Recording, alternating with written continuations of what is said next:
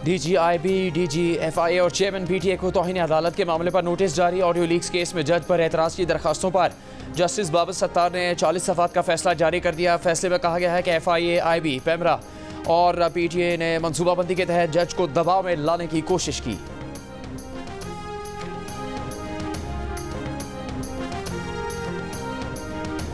Tax वसूलियों का हदफ corruption, fraud और लालची नजर हो रहा है। वज़ीर आज़म शहबाज शरीफ का FBR अफसरान से खिताब। कहा, ऐसा अफसर बर्दाश्त नहीं जिसकी नाक के नीचे करप्शन हो और वो एक्शन ना ले। एजेंसी की रिपोर्ट्स और FBR के इनपुट के मुताबिक स्याह और सफ़ेद को अलग करेंगे।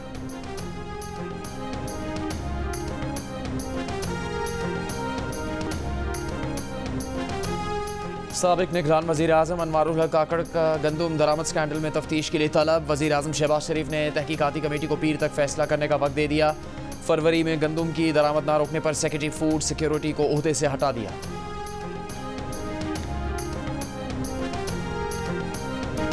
टैक्स फाइल ना करने वालों की मोबाइल सिम्स चलती रहेंगी। PTA ने FBR को ना कह दिया। दूसरे ऑप्शंस पर गौर करने का मशवरा दे दिया। कहा, कानूनी तौर पर हर सिम बंद करने के पाबंद नहीं। यह अमल PTA के तरीके से मुताबिकत नहीं रखता। पाकिस्तान में मर्द घर की ख़वातीन के लिए अपने नाम से मोबाइल सिम्स ख़रीदते हैं। पाकिस्तान में सिर्फ 27% मोबाइल फ़ोन सिम ख़वातीन के नाम पर रजिस्टर हैं। सिम बंद करने से बैंक्स की इलेक्ट्रॉनिक ट्रांजैक्शंस भी मुतासिर होंगी। FBR ने 5 लाख से ज़्यादा टैक्स ना देने वालों की मोबाइल फ़ोन सिम्स बंद करने की दरख्वास्त PTA को भेजी थी।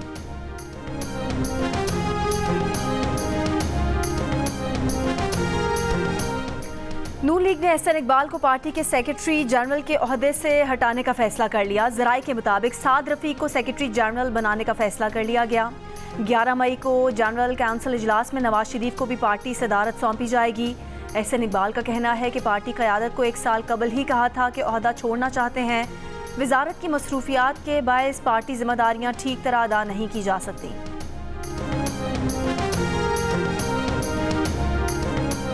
एक साल पहले फौज में बगावत की साजिश करने वाले आज मुज़ाकरात मांग रहे हैं। वज़ीर दिफा ख्वाजा आसिफ का PTI पर तंज। कहा, अभी बानी PTI को कैद हुए 1 साल नहीं हुआ और मुज़ाकरात के लिए कमेटी बना दी।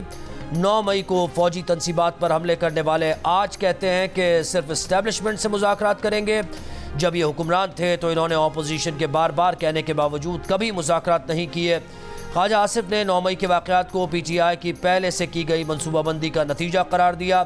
कहा, 9 मई को मुजाहिरीन का फौजी तनसीबात तक रुकावट के बगैर पहुँच जाना पाकिस्तान के खिलाफ साजिश थी।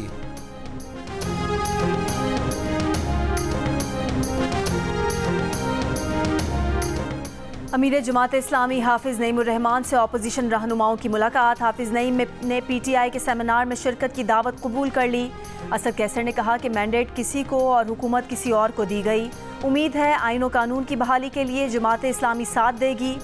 महमूद खान अचकज़ई ने कहा कि सब सियासी जमातें कानून की बालादस्ती चाहती हैं। जिस दिन आइन की खिलाफ वर्जी होगी अवाम सड़कों पर होंगे। अमीर जमात इस्लामी ने कहा कि जमातों के अंदर भी जमहूरियत होनी चाहिए। आइन बार बार पामाल होता है। तमाम इदारों को आइन और उसकी हुदूद का ख्याल रखना होगा। पंजाब में किसानों से गंदम की खरीदारी का फैसला अब तक ना हो सका। किसानों से गंदम खरीदारी के लिए बारदाना भी जारी ना हुआ। कमालिया में किसानों का एहतजाज। दहिया में काश्तकारों का पास्को सेंटर के अमले पर बारदाना मिडलमैन को फरोख्त करने का इल्ज़ाम। इंचार्ज पास्को सेंटर ने इल्ज़ामात बेबुनियाद करार दे दिए। कहा, बारदाना मुस्तहिकीन को ही दिया जा रहा है।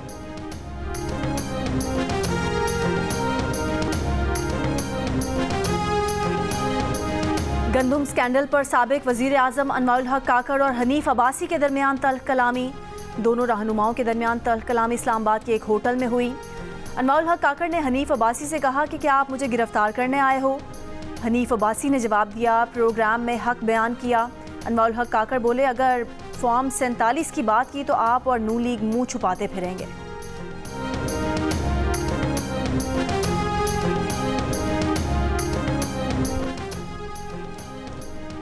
बस में कार्ड से सफ़र करें। कराची में चलने वाली सिंध हुकूमत की बसेस में ऑटोमेटेड फेयर कलेक्शन सिस्टम का आगाज़। वज़ीर आला सिंध मुराद अली शाह ने इफ्तिताह कर दिया। कहा, इब्तदाई तौर पर बस के 2 रूट्स पर और 90 रोज़ में तमाम रूट्स पर यह सर्विस फराहम की जाएगी। ट्रांसपोर्ट के शोबे में हमने सुस्त शुरुआत की। कराची में पानी, ड्रेनेज, इंफ्रास्ट्रक्चर और ट्रांसपोर्ट के मामलों पर तवज्जो दी। वज़ीर ट्रांसपोर्ट सिंध शजील मेमन ने कहा कि सिंध में जदीद टेक्नोलॉजी से आवाम के लिए सफ़र को आसान बनाया जा रहा है। ऑटोमेटेड पे कलेक्शन सिस्टम से किराए की वसूली में शफाफियत होगी। उन्होंने कहा कि पीपल्स बस सर्विस मज़ीद अजला में शुरू की जाएगी। Smart card people's bus service के स्टॉप पर कायम मुकर्रर स्टॉल से मुफ्त हासिल किया जा सकेगा।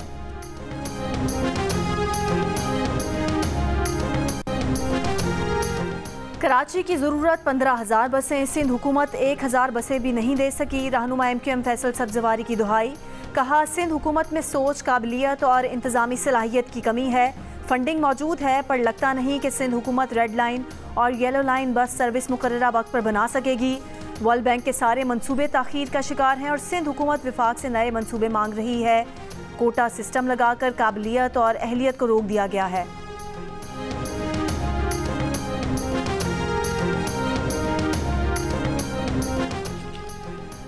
नैब सिर्फ इल्ज़ाम पर रुकने पार्लियामेंट को गिरफ्तार नहीं कर सकेगा, पहले सबूत देना होंगे। नैब की नई पॉलिसी तैयार। नैब दफातर के नए ज़ाब्ता कार जारी। रोज़नामा जंग के एडिटर इन्वेस्टिगेशन अंसार अब्बासी की रिपोर्ट के मुताबिक नई पॉलिसी का मकसद अरकान पार्लियामेंट और सियासतदानों को सियासी इंतकाम और बुरी तशहीर से बचाना है। एहतसाब पर समझौता नहीं होगा, लेकिन सिर्फ इल्ज़ाम पर मनमानी गिरफ्तारी नहीं की जा सकेगी। बुशरा बीबी की दोस्त फरा गोगी के बच्चों के नाम पासपोर्ट कंट्रोल लिस्ट से निकालने का हुक्म। सरकारी वकील बच्चों के नाम कंट्रोल लिस्ट में डालने पर लाहौर हाई कोर्ट को मुतमईन करने में नाकाम। अदालत ने फैसले में कहा कि फ़रद शहजादी पर मुकदमे के वक्त उनके दोनों बच्चों की उम्रें 16 साल से कम थीं। उनके नाम पासपोर्ट कंट्रोल लिस्ट में रखने का कोई जवाज़ नहीं।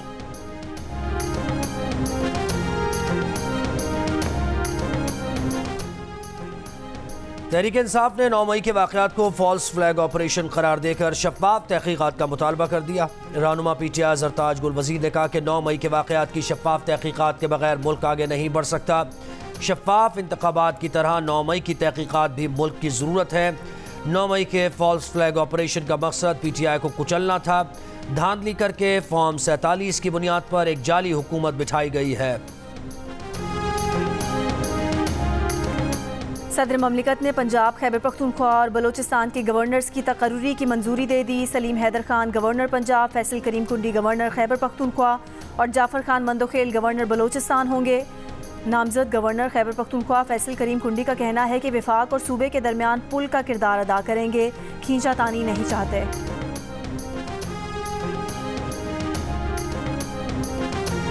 और पाकिस्तानी बस ड्राइवर का बेटा तीसरी मरतबा लंदन का मेयर बन गया। सादिक खान ने मेयर लंदन बनने की हैट्रिक कर ली।